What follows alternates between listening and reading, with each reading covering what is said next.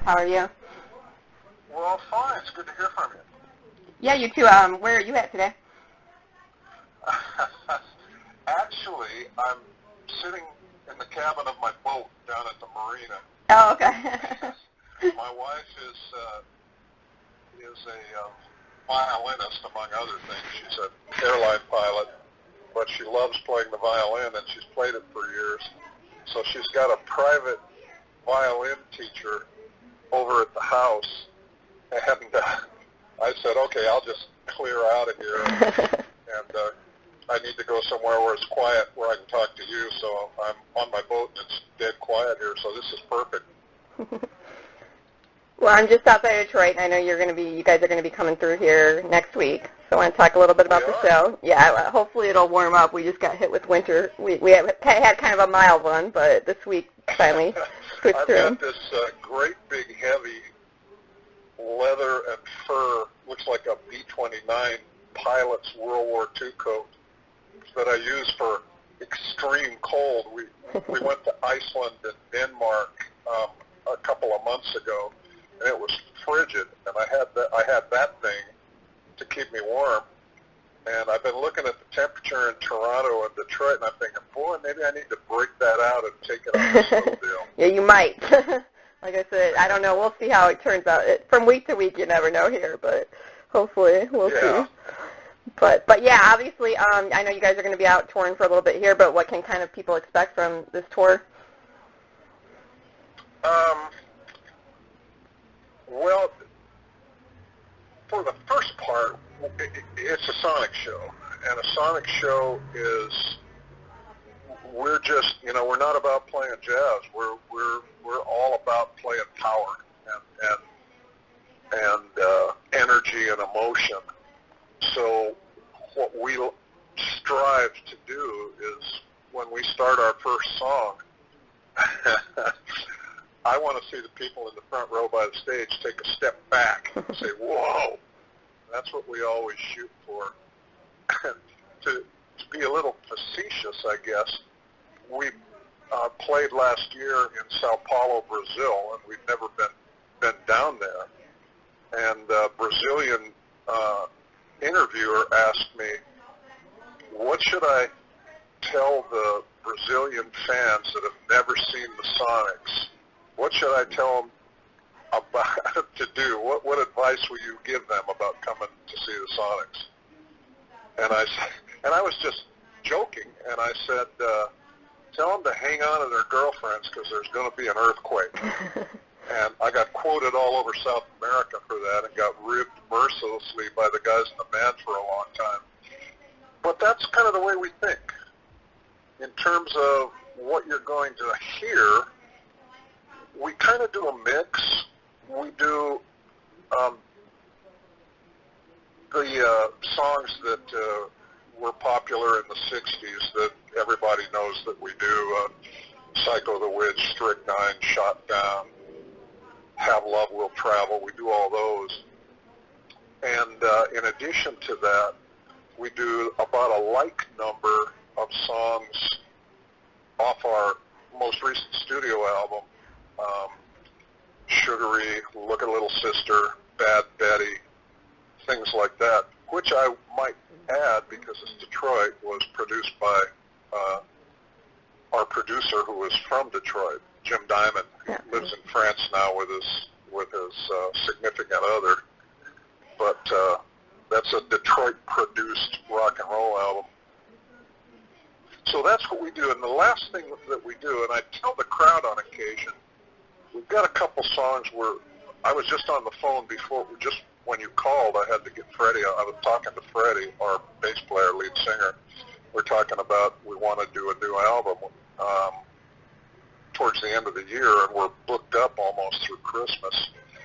But we do a couple songs that aren't on either of our albums, any of our albums, and I talk to the crowd occasionally and say, we want to play this song for you and see what you think, because we're considering maybe putting it on a future album. So we'll play the song, and they always go over good. I don't say that, as a braggart, but they're Sonic's rock and roll songs, which is what we play, and so they generally go over pretty well. So to answer your question, a mix of the original songs, the singles, and the hit songs from the first album, like number of songs from our most recent album, and then 2 or 3 that we've never recorded. And I know you guys are playing Al Club, and it's actually one of the newer clubs here. I haven't been out in there yet, but everybody says it's really nice. But it's a nice little intimate venue. Are most of the venues in this tour kind of like that? Oh, great. Do you guys enjoy? I was gonna say, do you kind of enjoy that little kind of intimate atmosphere? Well, we do, and like most bands, most rock and roll bands, we play everywhere. I mean, yeah. We've played for huge crowds, and we played for a little punk rock club in Tokyo that only had 200 people. I mean, it was only allowed 200 people, and we probably jammed 400 in there, I think, because nobody could move. So yeah, we do that all the time, and a good example of that coming up is after we leave Detroit, we go home for about 4 days to do laundry, and then we go to Texas, and we do 4 or 5 shows in Texas. The last 2 shows are in Austin, and on a Friday we're playing a large outdoor festival, okay. Which generally runs into the thousands. And then the next night we're playing at the Continental Club, which is a little bitty club that everybody plays there because I guess it's the place to play occasionally in Austin. So we're going from an outdoor stage, with a festival with a whole bunch of people, to maybe a 400 or 500 person club. So yeah, we have fun in both kinds of places. So I'm looking forward to it. And we're coming down from Toronto, and we're playing in the Danforth Music Hall up there, which is a big place. Yeah. So it'll be cool to come from there down to Detroit and play there. And for you, is there a particular song right now on your set list that you're enjoying playing the most live? Well, of the old songs, my favorite is probably Strychnine because it holds up so well, and it's the Sonics. We're a riff rock and roll band, a riff-based rock and roll band, and Strychnine is a real good riff. The crowds, I mean, we're still playing it after it was recorded in the mid-'60s, and it still is more popular today than it was then. So we play that, and it's fun to play. I like that. I like seeing the crowd have a good time, and they all get behind Strychnine. And then the other song that I like a lot is off our new album. Or almost, it's not new anymore. It was 2015 when we released it. And that's the Kinks song, The Hard Way. Yeah. We have a history that goes back to the 60s with the Kinks. We toured with them, and Ray Davies invited us to London in 2011 to close his 3-day rock show, and we did that. So when we were putting this album together, we wanted to do something by the Kinks, and we didn't want to be obvious. We didn't want to do You Really Got Me or something like that. So we picked one of the songs that the Kinks used to play when they played live, and it is on one of their albums, The Hard Way. They played it somewhat slower. We play it more like a punk rock song. It's real fast, and Freddie's got a blizzard of words, and he has to work real hard to get the words in because we play it sort of sounds like Green Day or something. It's more of a fast punk rock kind of song. But yeah, I love Strychnine, and now playing in the set, I always have a good time when we do The Hard Way. That's a good song. And I know you guys had a break for a little bit there, but what for you, what do you feel like has kept the band going and wanted to keep going out? No, actually, 67, well, the Vietnam War was going, and I just graduated from college from the University of Washington, and I got sucked up in the draft, and instead of going in the draft, I became a Navy pilot and an officer. I wound up going to Vietnam anyway, but it was on an aircraft carrier flying a A-6 Intruder. And Larry went into the insurance business, working in a corporate office. Jerry had a little asphalt paving business. Andy was a high school teacher, and Bob moved to Hawaii and became a sales manager in a car dealership. So nobody was playing. And actually, Andy allowed I have to be careful how I say this. He allowed you familiar with it was kind of a lounge act. Okay. They were kind of they're kind of like Murph and the Magic Tones. So they were called the Sonics, but it was when I came back from Vietnam, I saw an advertisement. Sonics are playing in this place, so I went in and bought a beer and stood in the back of the place, and I didn't look like myself. I had a short haircut, and stand there with a beer, listening to these guys, and it was almost like Murph and the Magic Tones from the Blues Brothers. That was, okay, ladies and gentlemen, here comes a hit I know you're going to love. It's always been one of my favorites. I hope it's one of yours.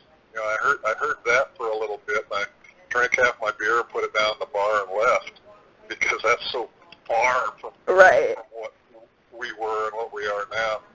And those guys ultimately went out of business, and we're doing now, since 2007, when we started playing again, we do what we did back in the 60s. We play Sonics rock and roll music. It's all about energy, and it's all about having fun, and it's all about translating that to the people that pay the money to come see us. Did you find it difficult at all stepping back into the music industry? I mean, things have changed, so much. No, we didn't. The way that happened is like from 2005, we started getting calls from a promoter in New York City that wanted us to headline a festival. And we told him, well, no, we don't do that. We don't play anymore. I was an airline pilot. Larry was working in the corporate office of this insurance company. And we kept turning them down, and they kept getting persistent. And so we started talking amongst ourselves, Jerry, Larry, and me. And so we thought, well, maybe we'll give it a shot. So we started rehearsing. We rehearsed not quite for 2 years. It was 18 or 19 months, something like that. I was flying up to Seattle and getting together with those guys on days off. Fortunately, we weren't 18 years old anymore, so we were only a little bit more mature viewpoint. So we knew that in the North, we didn't know that people liked Sonics music around the world. We had no idea about that. But we did know that we had a real strong reputation in the Pacific Northwest. So we made the deal between the three of us that if it comes to do this festival and we can do a credible job, a good job, then we'll do it. But if we can't, we'll be clear-eyed about it. If we can't, we just won't do it. We'll protect our reputation, we'll protect our legacy, and not go make fools out of ourselves. Here's a bunch of old guys doing it for the money, and they suck. So we decided, and there was no ego involved. We said, yeah, if we be good, we will. If we can't, we won't. And that's just the way life breaks.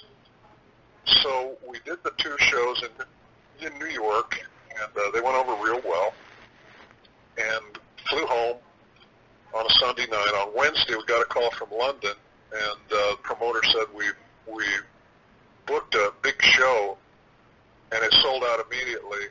And we booked another big show for the next night. It sold out too, and we're hoping you guys can come over here and play those shows. And that's when we were off and running. And from then on, we just played all the time. And still now, in this year, we're playing more than we ever have. We're playing almost straight through till November. Our manager just sent me a list that looks like in November we're going back to Europe again. And we're playing all over the States between now and then.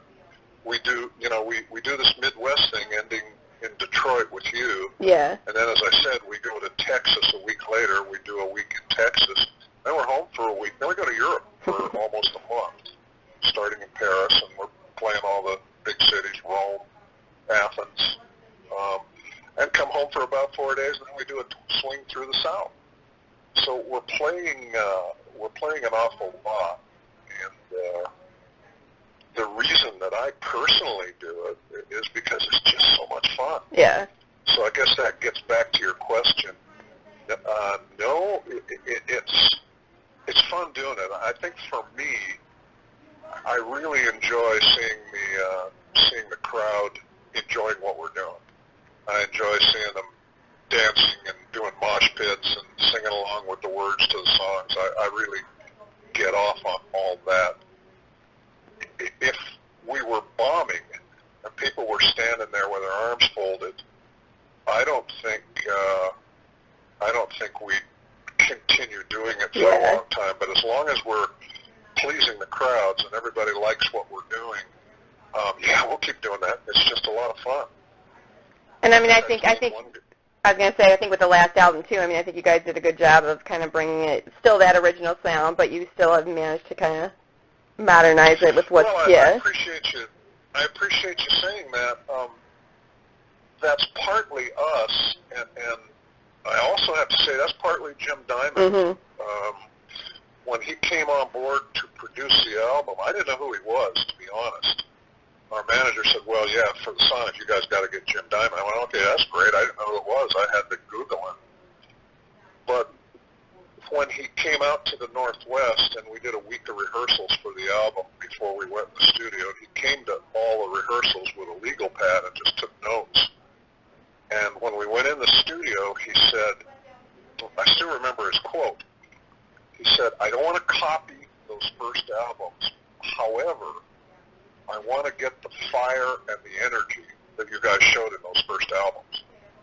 And so he held our feet to the fire in the studio, and that was what he was shooting for, and he achieved his goal. Yeah. I think the album, I appreciate your nice comments, but I'm pretty proud of that album. I think it sounds like the Sonics. I've told people before, if you've never seen the Sonics and you can't come to see us when we come through your town, buy that album and turn it up real loud, and that's about as close as you're going to get to what we're really like.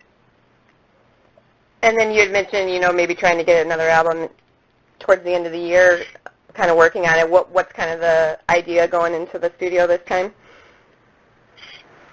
What we're doing now is just we're writing songs, and you know the Sonics, I know that you do, and that last album we did was a mix of original songs and cover songs that we call it Sonic Eyes. We coined that word a long time ago. Can we take this song and Sonic Eyes it? So it might be well, let's see, what's a good example? Sugaree, that song that's on the album. That's an old song from the 50s. And if you listen to the original of it, it's the words are pretty cool, but the music was just way too old-fashioned. So I took that song and put that riff on it to make it modern and put it on the album. We play that song every night, and that's what Sonic Eyes means. Can we take a song? Is there a core there? Are the words good? Is there something there we can use? We know how to write riff music and do that. So that's what we're doing right now.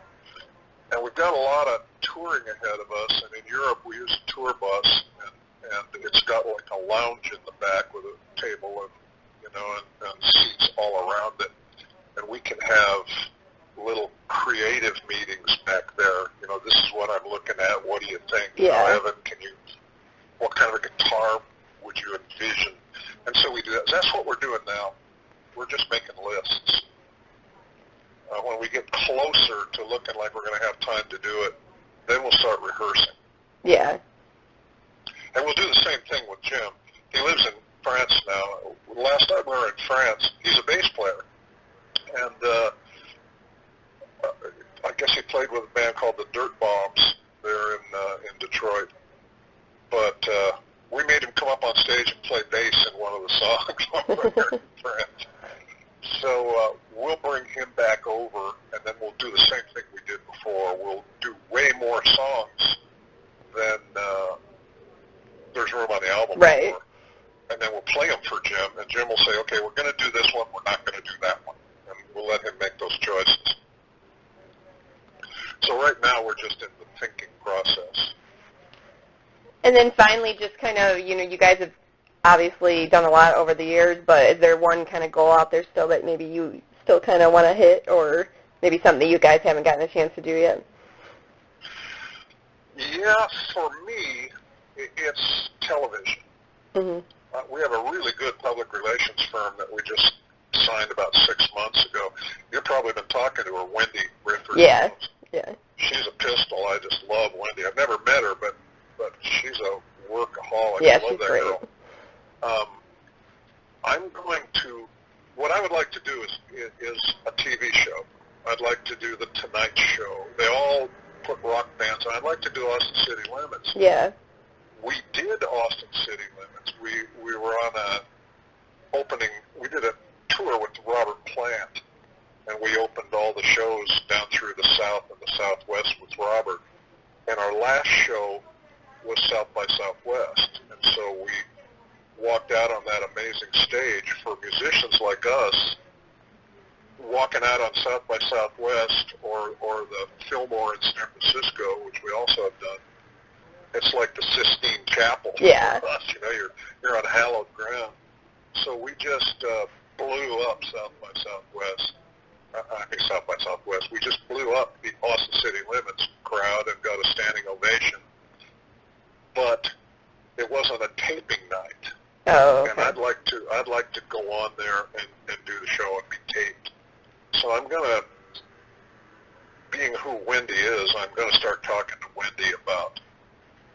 There's a lot of shows like that. There's a show called the Guitar Center Sessions, Mm-hmm. and you see all kinds of acts on there, and that's the one thing we haven't done, and it's the one thing I'd like to do is do a TV show like that. And then any final words? And for the music fans in Detroit, I would just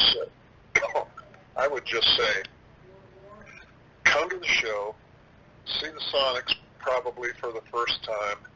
I guarantee you that we're going to rock your world. You're gonna leave the venue at the end of our set singing Sonic songs. We're going to show you a really good time. We're going to rock your world.